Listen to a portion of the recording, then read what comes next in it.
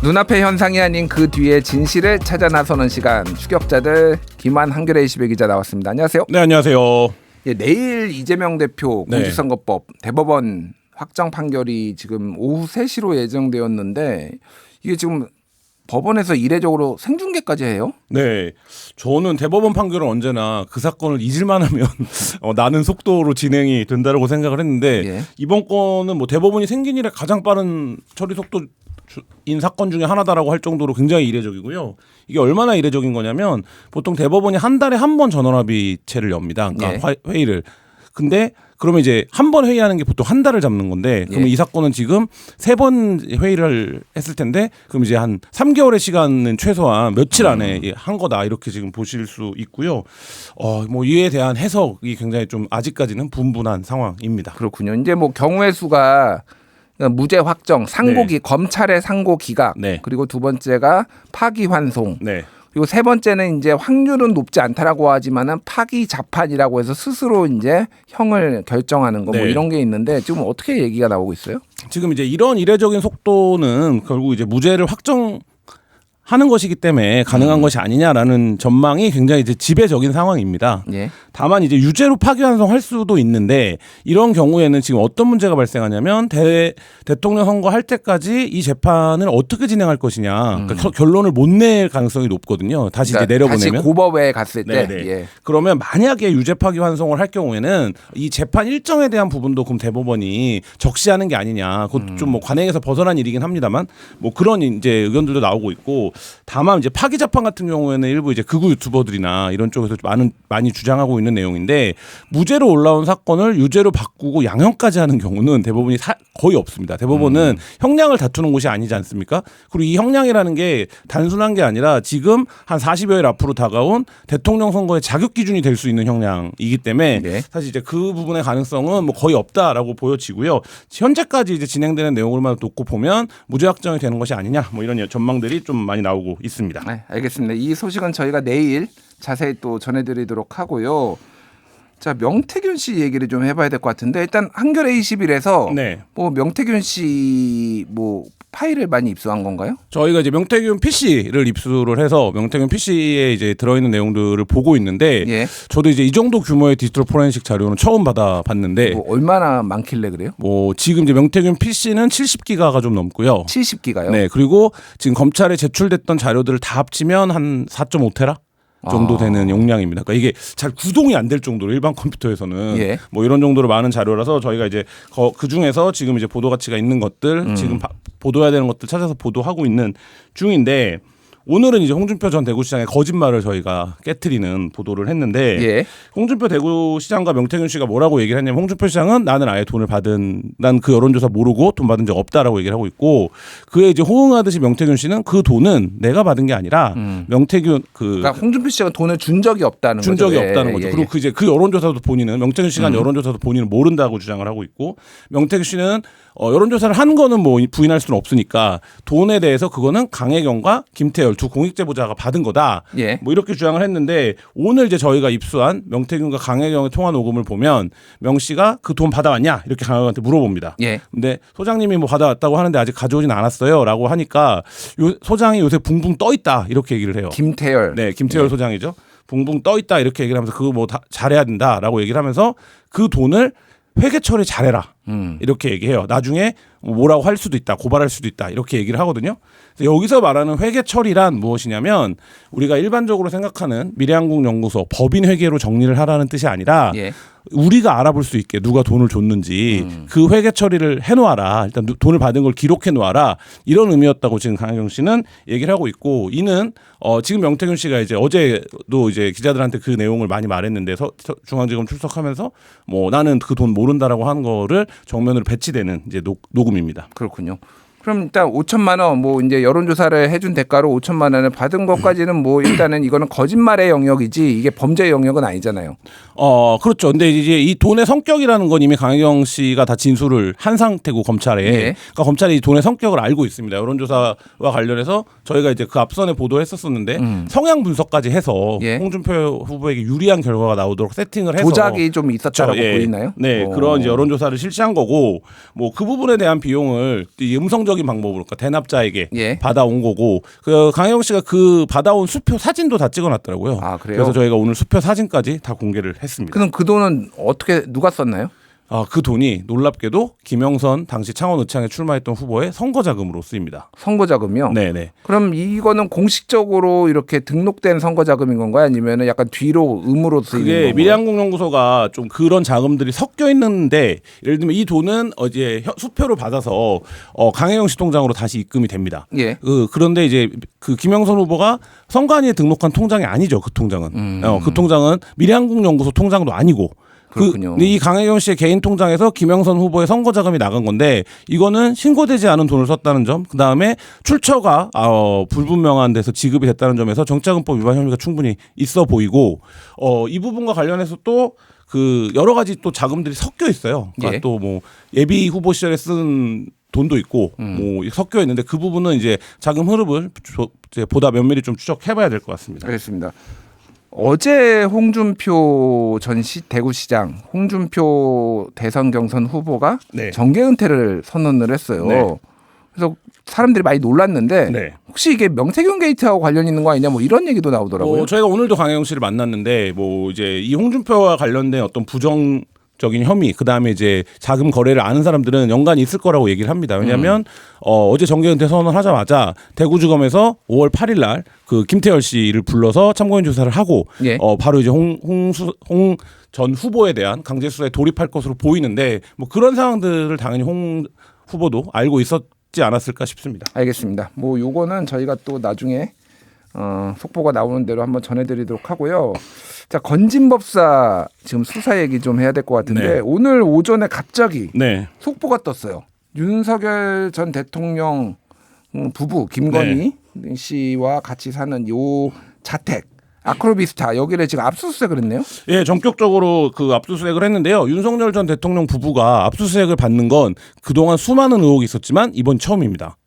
아, 그렇군요. 검찰이 드디어 칼을 꺼내 들었네요. 뭐 지금까지의 모양새로는 그런데 그러니까 지금 현재 자택에 대한 압수수색을 했고 오후에 코바나 콘텐츠 사무실도 압수수색을 하고 있다라는 소식이 전해졌고 그다음에 이제 김건희 의원을 보좌했던 청와대 전 행정관에 대한 자택도 압수수색을 했다라고 하고요. 특히 주목할 것은 이제 검찰이 김건희 씨의 PC와 폰도 압수수색 목록에 지금 포함하고 있는 것으로 전해지고 있습니다. 그렇군요.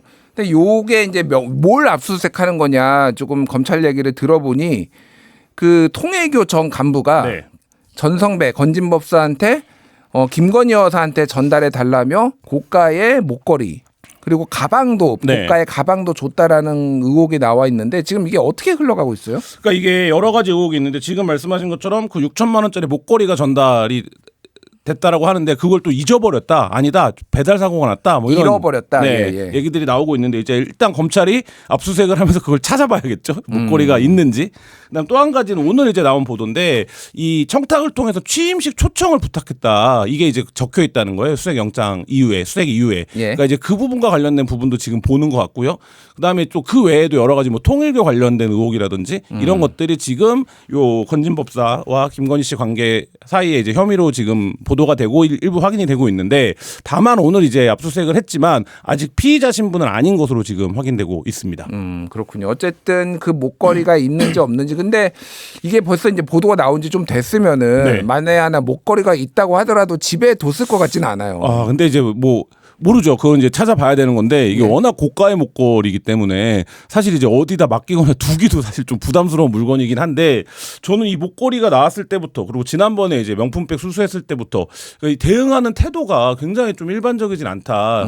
그게 아까 제가 초반에 말씀드렸던 이 윤석열 김건희 후보가 사실상 수사의 무풍지대에서 살아오지 않았습니까? 그러니까 뭐 불과 6개월 전에는 이른바 황제 서면 조사를 받았을 정도로 검찰이 굉장히 수사하기를 부담스러워하고 어려워했던 대상인데 그렇기 때문에 전격적인 압수수색의 효과가 있을 수도 있지 않을까 이런 뭐 생각도 해봅니다. 그렇군요. 뭐 방심하고 있을 가능성 뭐 배제할 수 없는데 자 그런데 제가 궁금한 게 통일교의 이제 뭐 윤모 본부장 이 사람이 지금 건진법사한테 목걸이를 준 거고.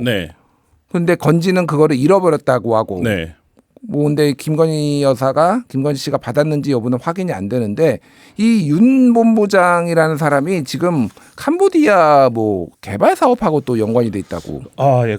윤 전 본부장이 뭐 정치권과 통일교를 잇던 가교였다 이런 보도들도 나오고 있는데 뭐 통일교 측에서는 2023년에 그만뒀다 이렇게 이제 공식적으로는 해명을 하고 있습니다. 대선 이후잖아요. 그건. 네네. 이유긴 하죠. 근데 이제 이게 이슈가 있었다라는 거예요. 그러니까 이슈가 뭐냐면 한국 정부가 캄보디아에 공적 개발 원조 ODA라고 부르는데 ODA를 하는데 통일교가 메콩강의 어떤 핵심적인 부지에 그 아시아 태평양 유니온 본부라는 건물을 짓고 있었는데 예. 이게 이제 자금난에 빠졌다라는 거예요. 그래서 이 간부가 이 정부가 캄보디아에 지원하는 이 ODA 자금을 좀 늘려줄 수 없냐. 이런 이제 말하자면 민원과 청탁이 있었던 게 아니냐 이런 의혹이 제기되고 있는데 예. 이게 이제 공교롭게도 시기가 윤석열 부부가 이제 캄보디아를 방문했던 거는 온 국민이 알고 있잖아요. 그렇죠. 그 이제 아기 들고 찍은 사진. 예. 그게 이제 유명했고. 김건희 여사가 이제 아이를 찍었는데 그게 연출된 거다 아니다. 네, 아니다. 그래서 뭐 장경태 의원이 조명이 있었네 없었네 그러면서 뭐 그쵸. 서로 막 고발전도 있고 그랬어요. 네네. 그게 이제 첫 번째로 캄보디아 방문을 알게 된 계기고 두 번째는 그 명태균 씨 사건에서 드러나는 어떤 카톡 대화. 뭐 꿈자리가 뒤숭숭해서 거기 안 갔으면 좋겠다 뭐 이런 대화가 오고 가고 배우자 프로그램이 앙코르와트에 있었는데 그 명태균이 얘기를 하면서 앙코르와트에 안 가고 네. 다른 프로그램을 진행한 거잖아요. 그러니까 남의 무덤 뭐 이런 얘기가 나오는 이제 그에서 캄보디아에 갔을 때 여러 가지 어쨌든 뭐 좀 일반적인 과정에서는 상상하기 어려운 일들이 벌어졌는데 근데 이때 이제 캄보디아를 갔는데 공교롭게도 그 무렵 4차 회의 그러니까 이 ODA 관련된 회의가 열리고 7억에서 15억 달러로 그 지원을 늘리는 방안이 논의됐다. 지금 이런 얘기가 나오면서 예. 어떤 시기적으로 보면 이때 어떤 청탁과 민원이 있었고 이 부분을 들어준 게 아니냐 정부가. 왜냐하면 이 공적개발 원조 협상은 정부가 하는 거거든요. 협의는. 근데 이제 뭐 이런 과정들이 지금 수사로 규명되어야 되는 과정입니다. 그렇군요. 그러면은 이게 만약에 사실이라고 한다라면은 뭐 8천만 원짜리 뭐 6천만 원짜리 선물하고 수십억 원의 뭐 대가를 받은 거면 이거는 전형적인 뇌물 아닌가요? 그렇죠. 뭐 그렇게 그러니까 기본적으로 우리가 그 김영란법이라고 불리는 법에서 뇌물을 규정하는 거는 그게 대가성이 입증되지 않더라도 일정한 금액 이상을 받으면 안 된다 부정한 행위로 보는 겁니다. 그렇죠. 근데 이제 이 부분과 관련해서 뭐 국민권익위에서 뭐 그 명품백 사건 당시에 판단을 할 수 있다 없다 이걸 뭐 어떻게 볼 것이냐 이런 이제 말하자면 웃지 못할 논쟁도 있었는데 이거는 사실 너무나 명백해 보이는 그러니까 뭐 가장 대표적인 거잖아요. 고가의 귀금속을 주는 행위. 그러니까 뭐 그런 부분이기 때문에 검찰도 뭔가 좀 자신감을 갖고 그리고 오늘 특히 압수수색 영장에 예를 들면 대통령 취임식 초청 이런 내용이 포함이 됐다고 하는데 그건 언론에 전혀 알려지지 않았던 내용들이거든요. 예. 그러니까 그런 걸 보면 검찰이 상당 부분 수사를 한 게 아닌가 뭐 이런 생각도 듭니다. 그동안은 검찰은 뭐 하다가 갑자기 또 권력이 끝나니까 이렇게 달려드는지 참. 근데 건진법사와 관련된 얘기들이 계속 나오고 있는데 지난 대선 때 원래 네. 네트워크 본부라는 그 외곽 조직의 네. 고문으로 있다가 네. 무속인 논란이 생기니까 사퇴를 했는데 양재동에 사설 캠프, 네. 비밀 캠프를 또 이거를 유지를 했다. 네. 이런 얘기 밝은 미래 위원회 뭐 이런 이름이 그러니까 이름이더라고요. 법당 사무실이 아예 캠프였다 이런 증언이 지금 나왔는데요. 예. 이건 사실 어떻게 그런 일이 있을 수 있지 이런 게 아니라 엄청난 그 위법행위입니다. 그러니까 선거 사무소는 공식적으로 선관위에 등록된 한 곳을 둘 수 있거든요. 예. 근데 지금 앞서 윤석열 캠프가 예화랑이라는 곳을 선거 사무실로 이용한 게 아니냐 이런 이제 폭로가 나왔고 그건 이제 검사들과 이제 일부 비선들이 중심이 된 사무실이었는데 이번에는 아예 건진법사를 뭐라고 불러야 되는지 사실 기자들도 지금 좀 어려워해요. 이게 무속인인지 예. 아니면 무슨 진짜로 무슨 도사인 것인지 뭔지를 잘 모르겠는데 그 윤석열 씨는 스님이라고 표현했던 적이 있죠. 근데 이제 사진을 보면 누가 봐도 스님은 아닌 것 같고 예. 뭐 이런 관계인데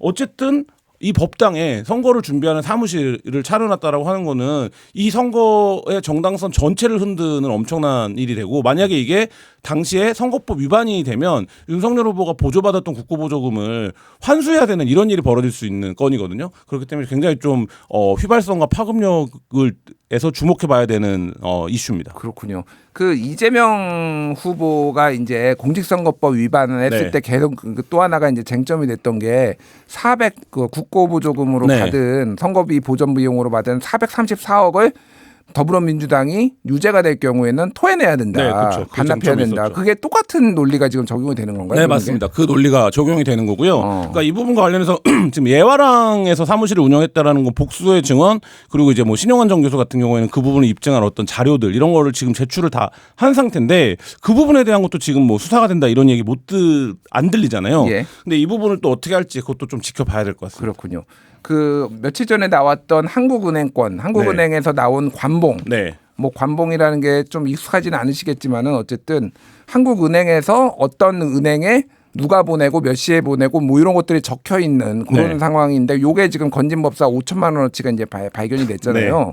근데 이게 지금 그 불법 비밀 캠프를 운영한 대가로 주어졌을 가능성이 있다 이런 얘기들이 나오더라고요. 네, 그래서 이게 대통령실의 특활비가 아니냐. 그러니까 왜냐하면 이 돈의 성격 때문에 그렇습니다. 이게 그 언제죠? 2010년대 초반으로 제가 기억하는데 이명박 정부 때 한번 이 관봉 논란이 있었어요. 예. 그때도 보면 그때 이제 많이 알려졌는데 이게 민간인은 절대 받을 수 없는 돈입니다. 그러니까 이게 기업에 나가는 경우는 종종 있다고 해요. 예. 근데 대부분의 경우에는 정부기관으로 나가는 돈입니다. 그렇기 때문에 이제 띠지에 말씀하신 대로 이 돈이 나가는 아웃될 때 출처를 다 이제 적어놓는 것이거든요. 예. 근데 이 돈이 민간인인 그 건진법사의 집에서 발견이 됐는데 건진법사는 이렇게 굉장히 흔하지 않은 형태의 돈이잖아요. 예. 근데 이 돈이 기억이 안 난다라고 지금 발뺌을 하고 있는데, 그러니까 그럼 이 돈이 어디서 온 것이냐? 그게 이제 지금 이제 의혹의 핵심이고 이게 이제 대기업에서 그러면 간 거냐? 뭐 건진이 대기업 총수들과도 만났다 이런 이제 증언도 나오고 있기 때문에 예. 그런 가능성이 하나. 그 다음에 정부기관에서 넘어왔을 가능성이 하나. 그리고 제가 지금 얘기한 대로 대통령실의 특활비일 가능성이 하나. 요 세 가지 정도로 좁혀지고 있습니다. 그렇군요.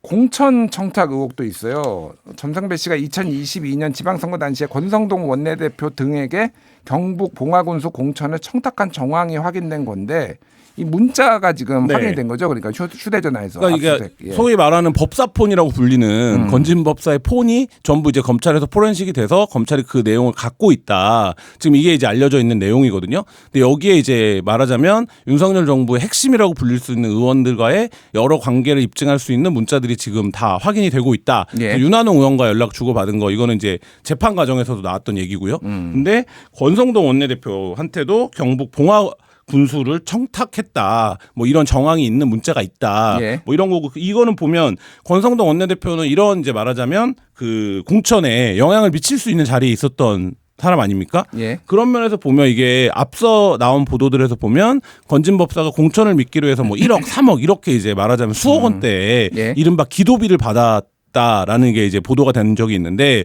뭐 그런 부분들이 이 건진법사가 이런 이제 말하자면 공천권을 행사할 수 있는 사람들에게 뭔가 로비하고 이런 자금으로 쓰인 게 아니냐. 예. 이 부분에 대해서도 지금 수사가 필요해진 시점입니다. 자, 2022년 지방선거면은 6월 달에 있었으니까 그때는 윤석열 정부 당 초기 네. 완전 초기잖아요. 그러니까 그때는 소위 말하는 윤핵관 친윤들의 힘이 네. 매우 막강할 때고. 그렇죠. 그러니까 뭐 이렇게 이제 볼 정황들은 확실히 있는데 이제 돈이 오갔는지 청탁이 실제 이루어졌는지 뭐 이런 거를 봐야 되는 건가요? 네, 그러면? 그렇죠. 그러니까 이게 이 2022년 지방선거가 명태균 씨가 개입했던 선거이기도 하고, 예. 근데 지금 또 이제 건진법사도 여기에 어떤 공천 청탁을 했었다라는 거고, 실제 이제 그때 건진법사를 만났었다 공천 부탁을 하려고 예. 이런 정치인도 제가 취재하는 과정에서 만난 적이 있었거든요. 그러니까 그런 과정으로 보면 이제 모종의 역할, 뭐 공간이 있었던 것 같아요. 예. 건진이 움직이는. 근데 이제 그 부분이 그동안은 이제 확인되지 않은 썰로만 돌다가 지금 이제 구체적인 증거를 통해서 약간 정황들이 나오고 있는 상황이다. 예. 뭐 이렇게 보여지고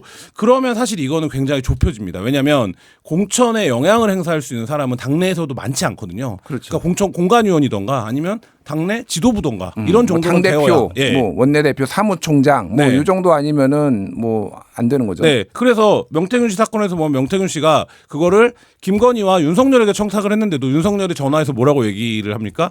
당내에서 말들이 많네 이렇게 얘기를 하잖아요. 예. 그러니까 이게 어지간한 힘으로는 안 되는 일입니다. 이 공천이라는 게. 근데 어쨌든 이 권성동 원내대표 이름이 나왔다. 이거는 굉장히 좀 주목해서 볼 필요가 있는 대목입니다. 그렇군요. 김한 기자가 취재를 뭐 두루 하니까 제가 굉장히 네. 궁금해하고 우리 청취자분들도 굉장히 궁금해하시는 분들이 꽤 많더라고요. 이때 당시에 그러면은 건진법사가 힘이 셉니까? 명태균 씨가 힘이 셉니까? 힘이 작용하는 게 좀 다른 것 같아요. 아, 그래요? 제가 보기에는 뭐 지금 뭐 1천공, 2명태, 3천 삼천공이다 이런 얘기도 하더라고요. 일건진 이명태 삼천공이다 이런 예. 얘기도 하는데 명태균 씨 같은 경우에는 이제 본인이 어떤 막 작업을 해서 여론조사라고 하는 스킬을 발휘해서 예. 후보를 만들고 이 후보가 되는 과정까지의 판을 짜고 예. 이런 과정에 힘 작용을 해요. 그런 거에 비하면 건지는 그리고 무대가 경남을 중심으로 하죠. 예. 근데 건지는 그게 아니라 강남에서 예. 그러니까 기도를 해줘서 이제 말하자면 공천권을 행사하는 거거든요. 기도 누구한테 기도를 했는지 그렇죠. 그걸 모르는 거죠. 예. 그러니까 그런 과정이기 때문에 그러니까 사건 수수 금액의 규모나 이런 걸로 보면 건진이 훨씬 큰 거 같고요. 만나기만 해도 1억이 필요했다 뭐 이런 뭐 그런 얘기도 있잖아요. 나오고 있으니까. 그리고 이제 건진은 정치권만 만나는 게 아니라 이게 본인이 했던 네트워크 본부가 딱 건진이 하는 일인데 예. 건진은 그런 이제 말하자면 네트워크를 중심으로 활동을 하는 형태였고 명태균 씨는 여론조사 아닙니까? 뭐 이런 게 이제 좀 차이점이 있는 것 같고 근데 이제 저희가 오늘 강혜경 씨를 취재하는 과정에서 이제 변호인이랑 확인한 금액이 명 씨도 수수한 금액이 2019년부터 2023년 정도까지 한 30억 정도 달하거든요. 명태균 씨가 수수한 게요. 그러니까 명태균 씨가 말하자면 들어온. 그러니까 어쨌든 그거는 작업의 대가로 네. 뭐가 됐든 들어온 건데. 네, 그러니까 매출이라고 해야겠죠. 매출. 예. 명태균 고객이라는 표현을 쓰니까 매출이 한 30억 정도 된다고 하는데 그 사이에 선거가 두 번, 세 번밖에 없어요. 사실 그렇게 보면 명태균 씨도 이제 우리가 알고 있는 것보다는 훨씬 큰 금액의 어떤 거래들이 있었던 건데 건진법사도 이제 그 기도비 명목으로 관봉 5천만 원을 잊어버릴 정도로 네. 돈이 있었던 사람이니까 얼마인지 확인이 지금 필요해진 시점입니다. 그 기도비는 받았다가 일부 돌려주기도 했잖아요. 그게 기도비를 왜 돌려주냐? 공천에 실패하면 돌려주는 거거든요. 그러면 그 돈의 성격을 기도비로 볼 수 있는 거냐 아니면 로비 자금을 받았다가 로비가 실패해서 돌려주는 거냐 이런 거는 뭐 상식적으로 판단이 가능하지 않을까 싶습니다. 또 검찰은 전성배 씨가 영주시장, 경북 도의원 등등등 봉화군수 외에도 막 이런데 공천을 지금 영향력을 행사한 것까지 지금 수사를 하고 있는 거죠. 네, 그 부분까지 수사를 하고 있고 앞서 말씀드렸듯이 이게 이제 폰이 압수가 된 상황. 요새 수사 구조가 사실 굉장히 단순합니다. 그러니까 폰에 거의 모든 게 다 있기 때문에 폰을 압수하면 이제 그 어느 정도는 이제 상황들을 파악할 수 있기 때문에 이 부분에 대해서 검찰이 의지만 있으면 충분히 수사할 수 있는 상황입니다. 알겠습니다. 검찰이 또 왜 이렇게 바빠졌는지 참 저도 궁금하네요. 예, 지금까지 추격자들 김한 기자와 함께했습니다. 수고하셨습니다. 네, 감사합니다.